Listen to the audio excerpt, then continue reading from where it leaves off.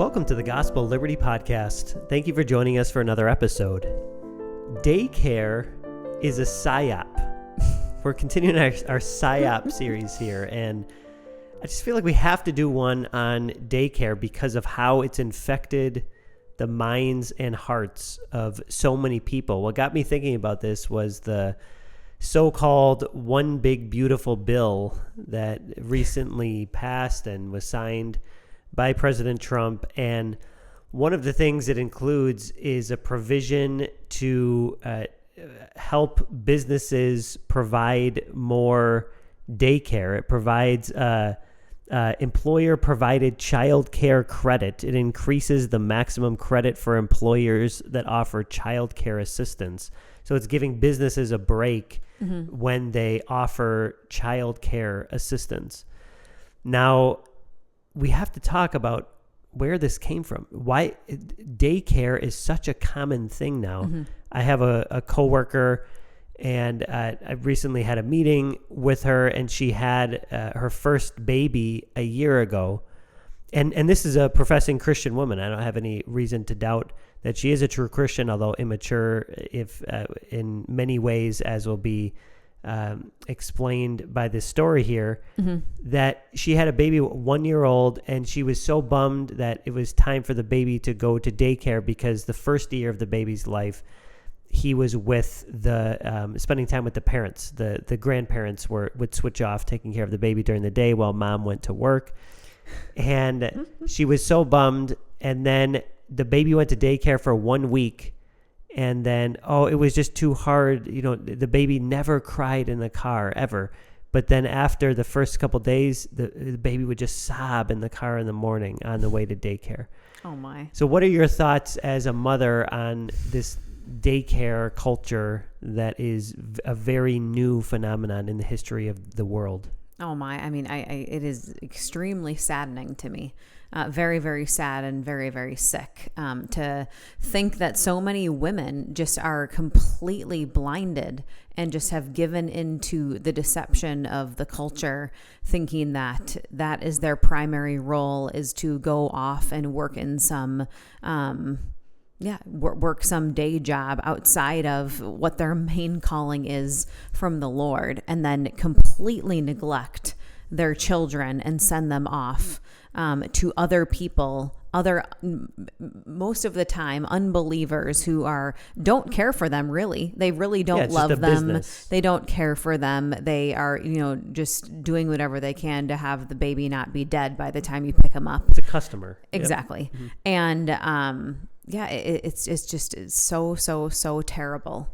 I could go off for a long time about how much I am saddened about this. Yeah, it's so far removed from the Bible and from the culture of, any human existence until the rise of, third wave feminism, and when women started entering into the marketplace to try to become equal with men in all ways. And we say, it's a psyop because it truly has infected people's minds that people now think it's the norm. They think that you are crazy if you don't send your child to daycare. They think that you are crazy because their minds have been so transformed by this psychological operation of the cabal and the U.S. civil government of offering these tax benefits, and there's a daycare flexible spending account, and just this. Well, and just so normal and talked about in in a corporate setting.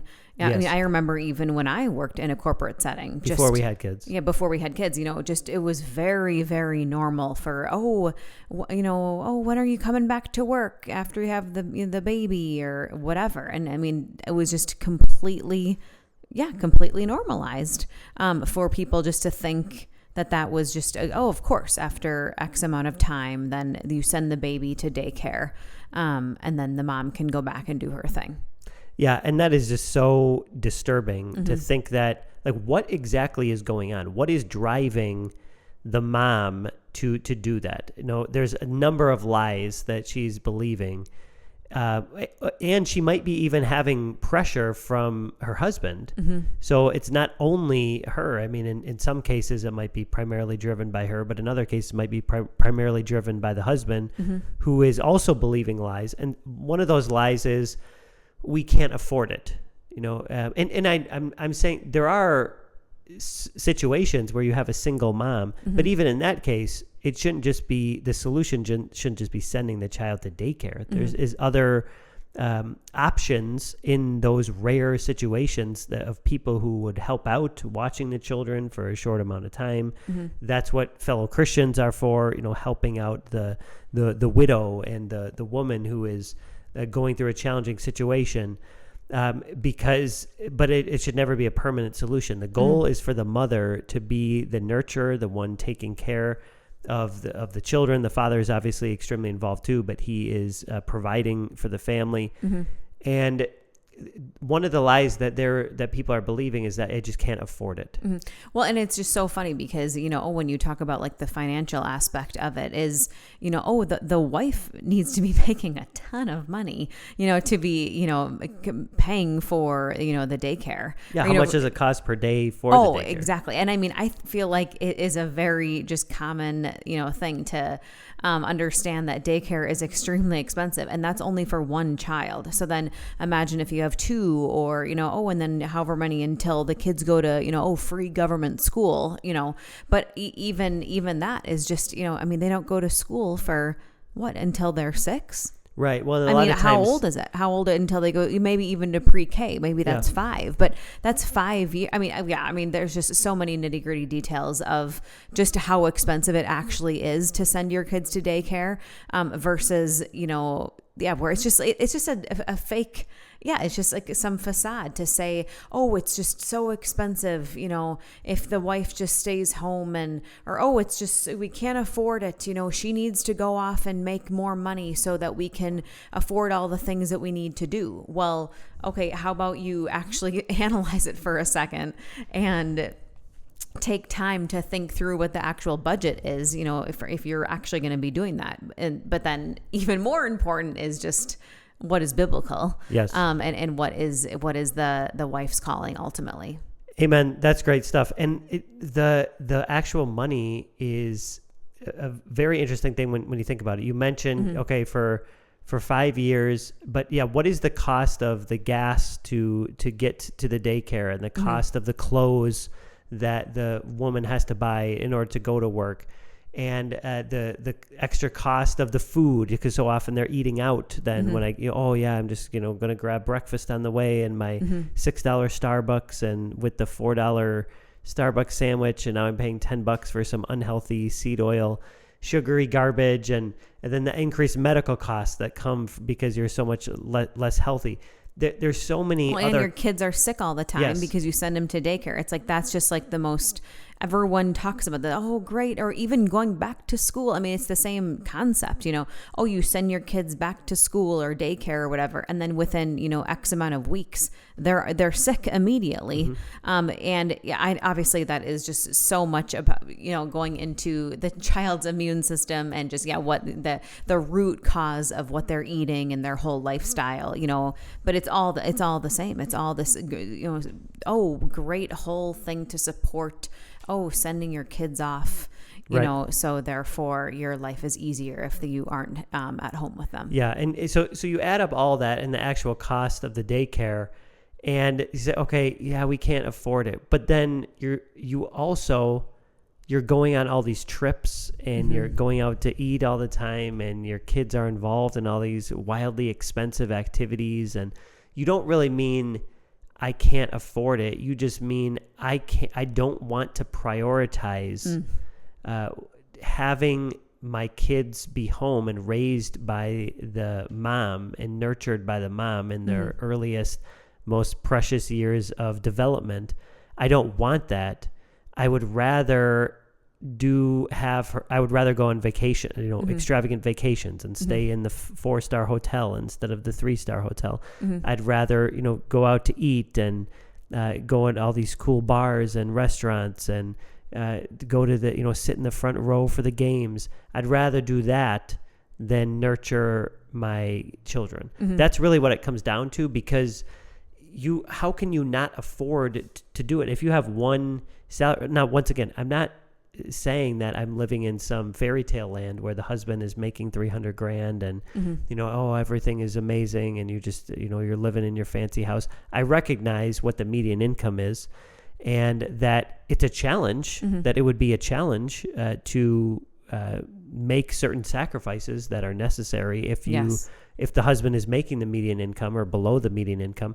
But so few husbands, so many people are making the median income because they just say, oh yeah, I don't really need to do anything else because my wife is also working too. We have dual income. If you actually carried the weight of responsibility that the Lord has called you to as a husband, said, okay, my wife we're going to have my wife stay home and be with our 2, 3, 4, 5 kids, then I need to go and work harder. I need to go through more development. I need to work more hours. And I need to do what it takes to bring in more income for the family. And, we might not live in a house with 5 bedrooms and 3 bathrooms or whatever it is, but it's worth it. It's worth it for the kids to grow up being nurtured by the person who cares about them more than anybody else in the world. No, for sure. And again, we are recently talking, or I was recently talking with some, an unbeliever who, so they're married, they have 2 kids, both the husband and the wife work, outside of the home, obviously. And we were talking about summer plans and, what are the kids doing and whatever. And, the kids are going to all these camps and then they come back and they're only home for 2 days and they're going to another camp. And, and he was going off about all the summer activities that they had planned for the kids. And then he said to me, they're only young once, we just really want to make sure that we're giving them all the experiences that they need to experience, but it's like, and when I heard him say that, I thought, that's just what people say to make themselves feel better, for what they're really doing. They're really neglecting their children, their children or their child. They're really doing these things because they don't want to hang out with their kids. They don't want to have to watch their kids and feed their kids and do all these things because they have their jobs. They are gone. So then the children are burden. They're massive burdens for the parents because the parents have their jobs. They already have their normal routine when the kids are in their government schools. And then over the summer, now they're home. What are they going to do with these kids that they have? You just sign them up for camps all summer. Just keep them busy with just keep them busy. But then it's like the parents are they're lying to themselves by saying that it's this positive thing that, look at all the things that my kid gets to experience, rather than, well, you never see your child. Yes. They're gone. They're always gone. Yep. And not only do you never see them, you end up losing your child. Instead of building family cohesion and this multi-generational legacy of a family unit that is on the same page when it comes to theology and politics and your hobbies and desires and your educational style, and you're on the same page with these things and you're building family cohesion, when the children are off being raised by other people, you are destroying that family cohesion. And then you get, and then it just becomes the norm when, you'll see what it's like when they're 14 years old and, that attitude they have, you'll see. It's like, no, we reject that because that's not what it's like. Totally. For people who actually have good relationships with their kids. Amen. And who have poured into them and discipled them. And the Lord has, in his graciousness, through his wonderful grace and law, has worked in the heart of the child and the parent to build that connection that's centered around Christ and the Word. Or the child is 24 years old and they're a complete different worldview and different lifestyle. Then, what happened? Well, it's because, once again, they were raised by other people. So you might think, this is it. So much of it is just, am I going to believe the scriptures and what God says and what every human being did for, the history of the world until 60 years ago? Or am I going to believe this, my flesh and modern society of I want this short-term pleasure of being able to go to the Ritz-Carlton and, drive my nicer car, and, I want to go out to eat more.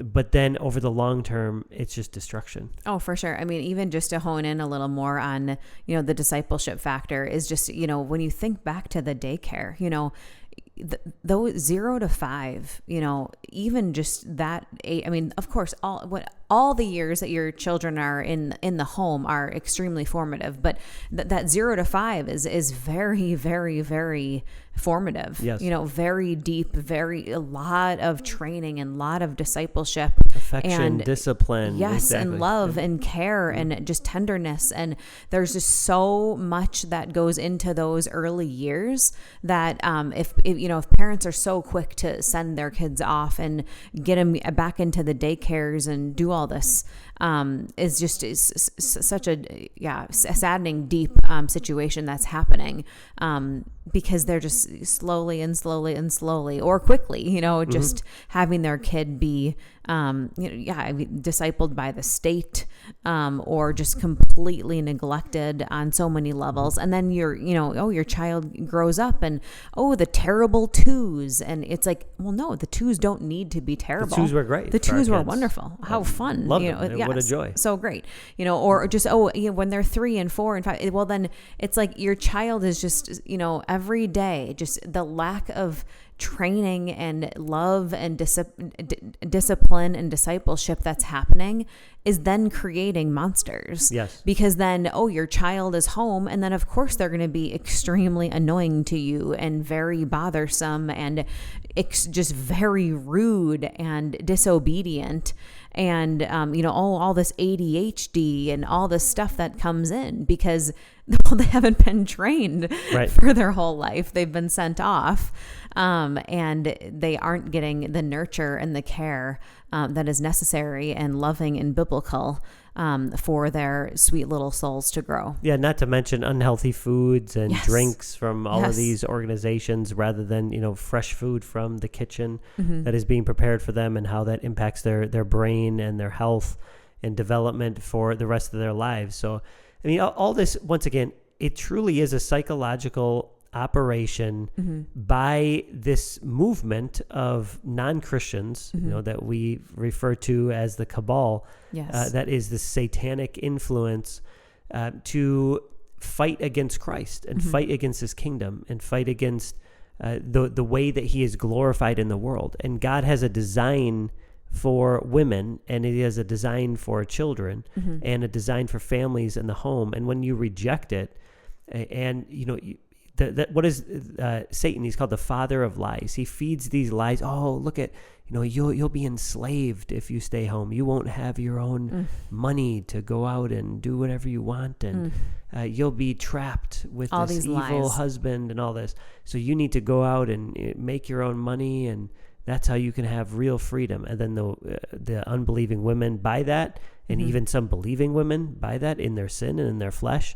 And then the family gets destroyed, and the marriages get destroyed, and people believe it. And then you get fed just that, it becomes the norm, where even, these Republicans, once again, we are not Republican. We believe in Christian politics, biblical politics.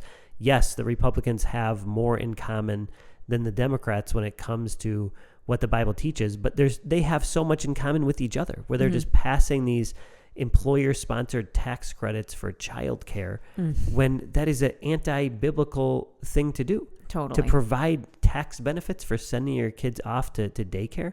No, if you want to do something that is truly helpful, I'm not advocating for this, but you would first prioritize giving tax breaks to women who are staying home to raise their own kids. Decrease the income tax burden on that family even more, that's married filing jointly with a wife who is home caring for the home and the children. So all of this is just a big operation, and we need to break free. The gospel sets us free when we've been saved by Christ. The gospel sets us free to think biblically and to not buy into these lies that daycare is even an option. It should be sickening, just like you said in your first comment. It should truly be sickening to Christians. People get so upset about a rated R movie, or someone said a bad word or something, and I'm not endorsing those things, but how much more outcry should we have over daycare? I mean, that should be something that is utterly disgusts Christians. And if we all stood up and spoke out against it, how would things change? I was literally just going to say that. Like, we need to start speaking up more in our local churches and all the people that we're around. If you're at the park or the store or your co-ops or whatever your communities or out at the stores, whatever it is. Yeah. Wait, what? Or out at the stores, wherever, to speak up to everybody. Yeah, totally. Yes.